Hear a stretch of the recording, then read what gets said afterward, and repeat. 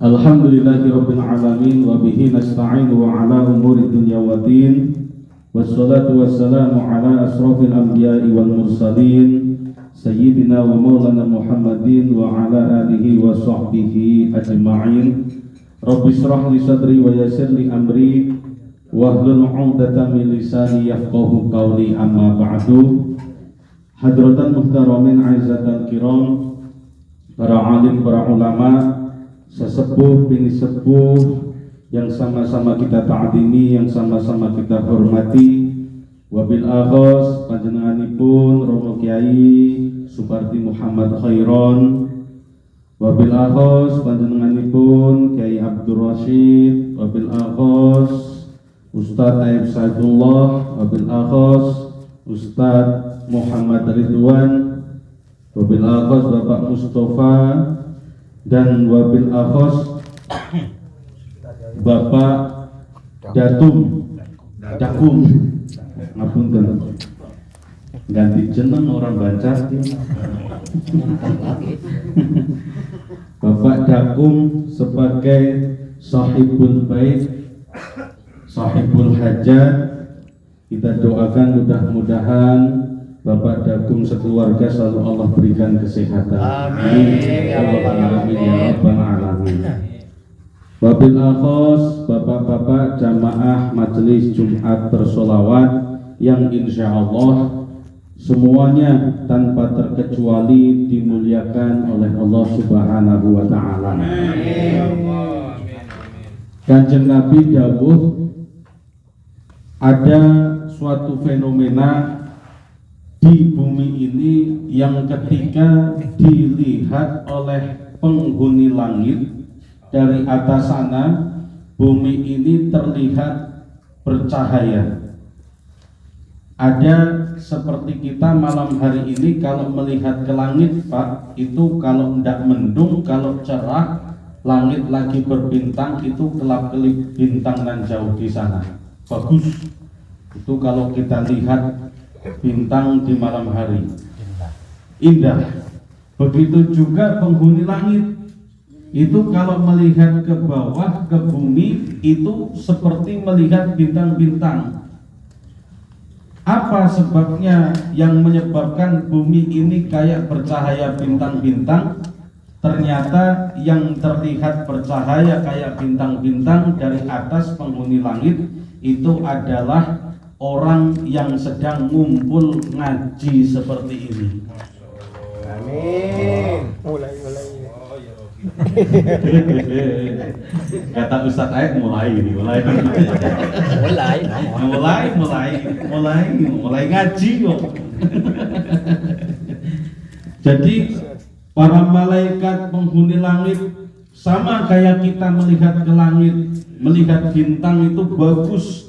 Para malaikat di langit juga melihat ke bumi, tampak seperti melihat bintang, bagus, bercahaya, dan asal dari cahaya tersebut adalah majelis-majelis ilmu, orang-orang lagi ngaji seperti ini. Maka Masya Allah, walaupun saat ini gak kelihatan cahayanya langsung, Pak, tapi cahaya di tempat ini disaksikan oleh penghuni langit saat ini. Amin. Allahumma amin ya Rabbal Alamin.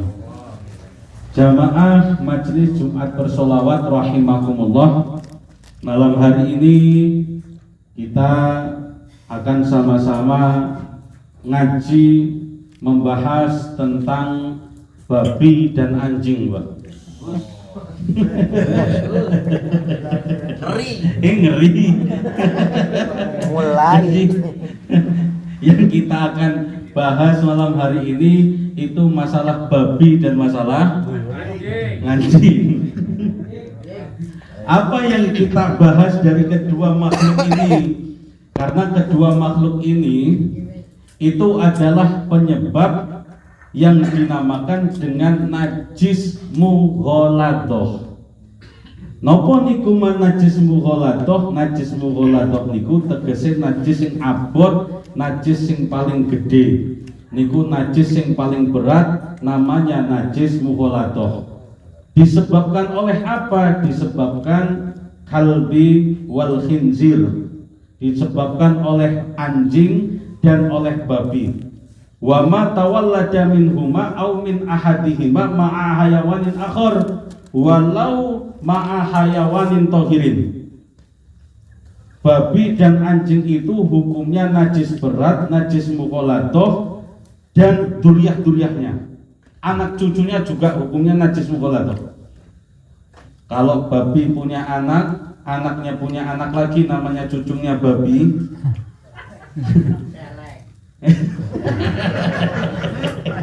Mulai. Napa bedane celeng kali babi, Pak? Kami Ireng kali putih. Kalau babi itu biasanya taringnya agak pendek. Kalau celeng itu biasanya congornya lebih mancung, Pak. Nah itu. Ya. Taunya saya itu, Pak. Bu bener bu orang. Asal baik. Jadi kalau babi dan anjing itu hukumnya najis berat dan anak-anaknya pun itu hukumnya juga najis berat. Walaupun mohon maaf nyun sewu Pak, anak babi kalau lahir itu masih imut-imut putih niang. Imut-imut apa amit-amit? Imut-imut. Imut-amit. Amit-amit, imut-imut. Walaupun kayak boneka masih putih, masih bersih, unyu-unyu banget Pak. Tapi walaupun unyu-unyu itu namanya babi Pak. Itu namanya celeng. Itu namanya anak babi, anak celeng. Ya hukumnya tetap najis kayak bapaknya. Hukumnya najis kayak ibunya. Najis mukhalathah. Dan yang najis dari babi dan dari anjing itu apa? Semua bagiannya. Entah iluhnya, entah ludahnya, entah bulunya, entah kulitnya, giginya, congornya, semuanya terhukumi najis mukhalathah. Berarti nun sewu menawi bapak-bapak sedaya niki bersentuhan langsung kali babi kali anjing niku terkena najis mukhalathah. Niku dalam madzhab Syafi'i otomatis. Kenapa kok otomatis? Karena kita ikhtiyat hati-hati. Kehati-hatiannya kenapa? Karena berpindahnya najis memang sebenarnya kalau ada basahan salah satunya Pak. Jadi kalau kering sama kering tidak pindah niku najisnya. Contoh, nun sewu misalnya bapak-bapak itu lagi jalan kaki di tengah jalan ketemu benda bulat keras kering. Nah dibawa pulang itu buat mainan kayak kelereng bulat keras kering.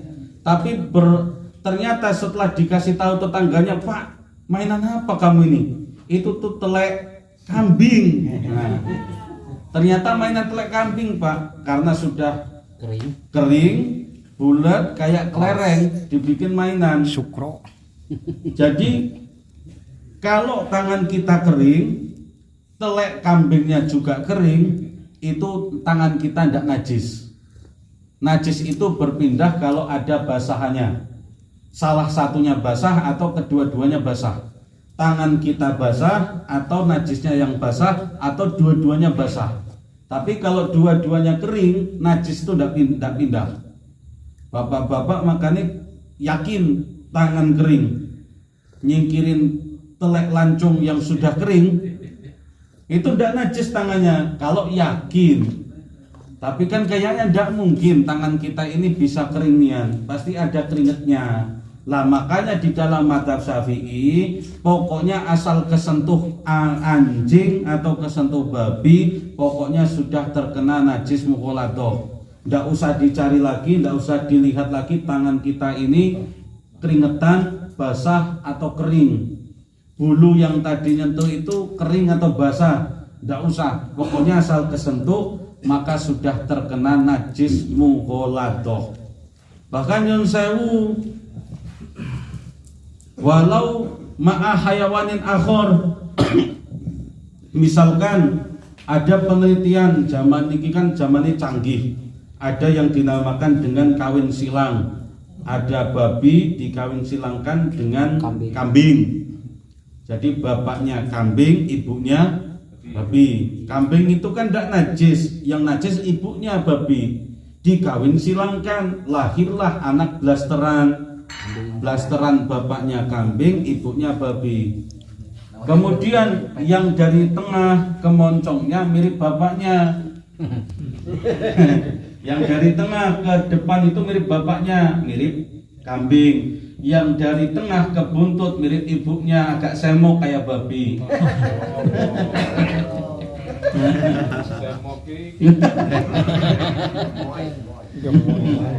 Lah nopo nek boten semok, Pak? Bohai lah, bohai. Dipendang ketara ya montong. Itu nggak bisa kemudian kita sembelih wae ini anak blasteran ini. Berarti yang mirip bapaknya kayak anjing, kayak kambing ini suci ini. Karena mirip 100% kayak kambing, dari tengah ke depan ini kambing nian 100%. Berarti kita potong tengah-tengah, yang haram ini yang semok tadi. Yang dari tengah ke buntut tadi, yang mirip ibunya, tidak bisa. Karena ini sudah tercampur hewan yang terhukumi hukum najis mukhalathah, walaupun tidak usah tengah-tengah, 100% mirip kambing bapaknya, tetap hukumnya najis mukhalathah, tidak boleh. Kemudian hukumnya nanti macam-macam, tidak boleh diperjualbelikan, tidak boleh diternak dan lain sebagainya, najis mukhalathah. Lah bagaimana kemudian menawi bapak-bapak kesentuh atau terkena najis mukhalathah? Cara mensucikannya yaghsilu bisab'in marotin ihdahuna biturabin tahirin. Jadi cara mensucikan najis mukhalathah itu dengan enten Pak Tohir nih. Enten Pak Tohiri. Tohirin.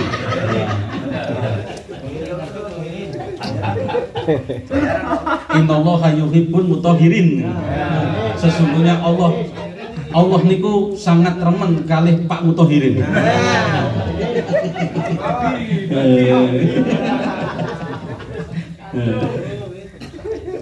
Jadi Pak Mutahhirin nggih, Pak Mutahhirin.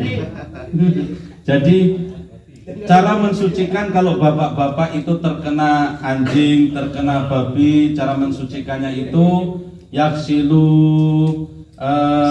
sab'i marotin, 7 kali dengan ambalan atau 7 kali basuhan. Ihdahuna biturabin tahirin, salah satunya dicampur dengan debu.